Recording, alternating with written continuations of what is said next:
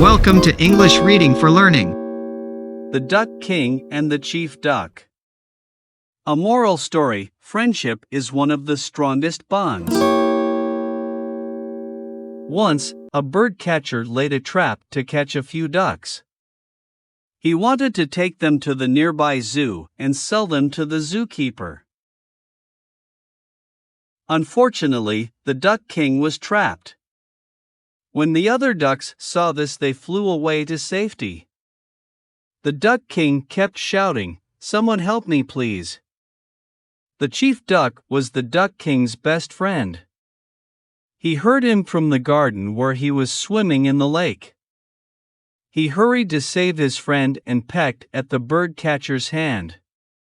The wounded bird catcher let go of the trap. The Chief Duck tried to open the trap, but he could not. The Duck King cried, "Go away.